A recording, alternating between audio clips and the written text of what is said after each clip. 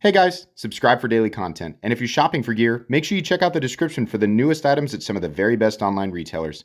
There's also links for some of the items that I personally recommend. Thanks! What's going on YouTube? Metal Complex here, and today I've got another short little unboxing video to share with you guys. We have something from CMB Made Knives, and I'm actually pretty excited because they do some really interesting stuff. Almost everything that I've ever handled from CMB has been unique and interesting and a little bit on the wild side. So that's fun for me and for a lot of people who watch this channel. Thanks so much to CMB for sending this in. I forget what it is, so I'm excited to get in there. Whatever it is, I will link it right down in the description. It does help my channel when you use those links, but that's entirely up to you. Thanks so much to my patrons for supporting me, and please make sure to follow me on Instagram at metal_complex.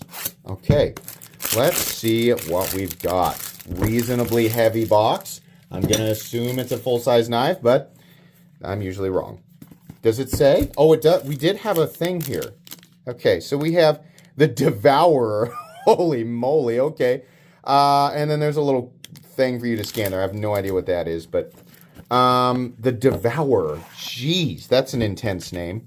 We've got, we have a declaration of authenticity. That's cool. I'm assuming that that is the knife. This is a huge range. Gigantic. Now listen, the top end of this range is fantastic. The back end of this range is absolute trash. So, CMB Made Knives, just going to say this right here. I'm not going to sugarcoat it. 58 is too low for M390. I want to see what this knife is. God dang, it is definitely on the larger side. Wow. Woo, boy, that is wild. Okay, I do, right off the bat, what catches my eye is how they've polished the inside of these areas, the bowls here, and, you know, how it contrasts with the surrounding titanium.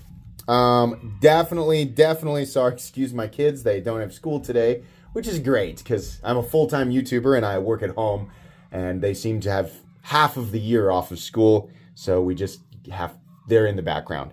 I have no idea what they're doing. They're just screaming. The blade is definitely on the larger side, and we have some sort of, I don't know how I would classify this.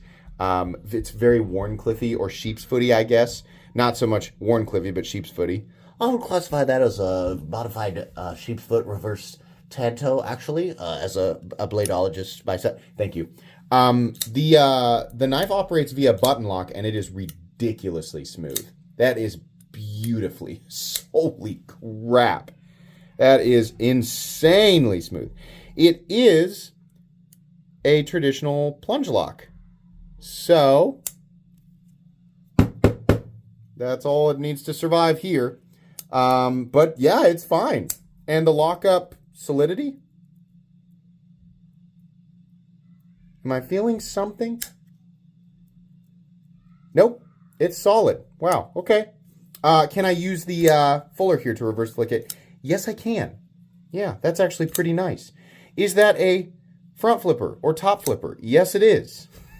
I'd say it's more of a front flipper than anything else, but wow, it actually works pretty good. That's wild. I thought, no way with a plunger. It's just the shape of it requires you to push against the frame, which allows you to build up enough force for that deployment to be satisfying. Usually, when the plunge lock acts as the detent, it doesn't make for a good front flipper because it's a real flop, right?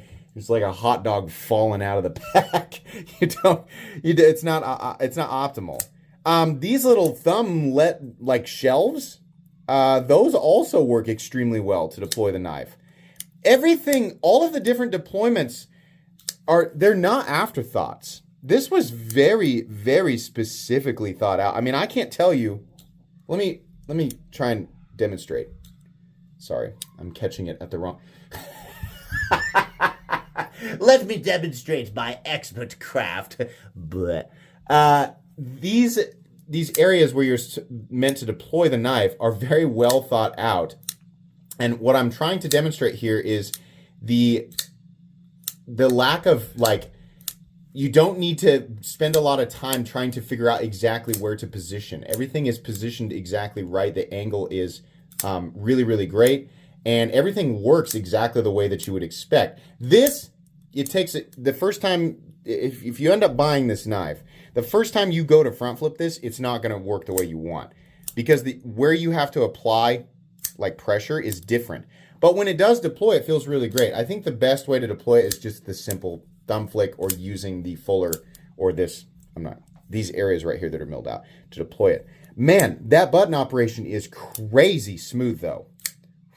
Really, really nice on that button. I also like that the button itself is actually bowled out. Not a lot of travel either. I think that's great. Ergonomically, it looks like the whole thing just looks uncomfortable, but it's not. There's a bit of a ledge here. Yeah, these areas, CMB, these areas right here could probably be knocked down a little bit more. This is a bit of a hard ledge, but truthfully, it's pretty comfortable. The finish on the blade is tumbled, which is really, really nice. I would just love to find out that this one is heat treated at 62. I mean, that would be phenomenal. Let me tell you something. For those of you who are not familiar with the Rockwell scale, are you thinking, what's the big deal, right? 58, 62, so what? It cuts a few more inches of cardboard. No, every step up on the Rockwell scale is an exponential difference versus the previous level. Meaning, if you and your friend Bill go buy this knife, and yours ends up at 58 and Bill's is at 62, his will outcut your knife to freaking Saturn. I mean, it's a laughable, like the difference between, in terms of performance, edge retention specifically, right? Well, mine has better toughness. And you don't want that with M390. That's such a silly, I keep seeing that argument brought up. You don't want toughness. M390 is not a composition that's meant to accentuate toughness. That's not why it was created, right? That is something that happens, right? But you want the composition to have the properly accentuated attributes. In this case, M390 is optimized. The purpose of the composition is meant to balance the performance of corrosion resistance and edge retention. It was not designed to be a tough steel. So having it at 58 and then saying you've got M390 that's tougher than properly heat-treated M390 does you absolutely no good. So the difference in terms of potential edge retention between a 58 hardened M390 blade and an identical blade, like in terms of geometry, hardened to 62, is crazy. It is a massive difference, right? 60 and 61, I think, are perfectly acceptable, right? I'd be happy.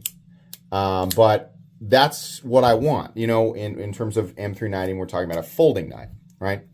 And, you know, there are going to be plenty of people saying, yeah, but who's really buying this stuff? Because this is going to be expensive. Who's really buying this stuff and actually taking it out and using it? Tons of people. If you're asking that question right now, you have absolutely no idea. So many people. In terms of the price range where things really start to, like in terms of like the user crowd really starts to drop off, it's not until well after, like I would say 500 and over. That's when you get like a major division on people using or not using this stuff. And you see a much higher increase, right? But, you know, when we're talking about 200 to 400, which I assume, given, you know, what CMB has done in the past, yeah, tons of people. There are still people out there collecting stuff like this, safe cleaning stuff like this, right? But there are way more people out there using stuff like this than you might think, right? It just depends on where you're at in your knife journey and what you're comfortable with, right? Everybody's got different opinions on that stuff. So the heat treat absolutely matters. And even if we are in a tier where the price is way up there, you know, at the point where people are not using them as much and more so collecting them, it still matters, right? It still matters. I mean, if you're going to buy an old classic muscle car and you don't really plan to race it, you're just going to keep it nice and shiny in the garage, you're going to cruise around in it every now and then. Does the performance of the engine matter? It absolutely does. It absolutely does, right? It always matters. We still want these things to be capable in the event that we decide to use them, right? Whether or not they actually get used, that's a whole different thing, but we still want these things properly heat treated. I know for a fact this video is going to stir up a bunch of arguments. I like this. I think it's cool. I really hope they don't go crazy with the price tag. I can see this climbing up to about 300.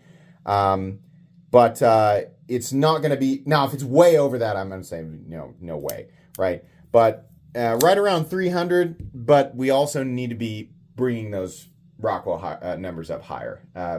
Like industry standard seems to be 59.61.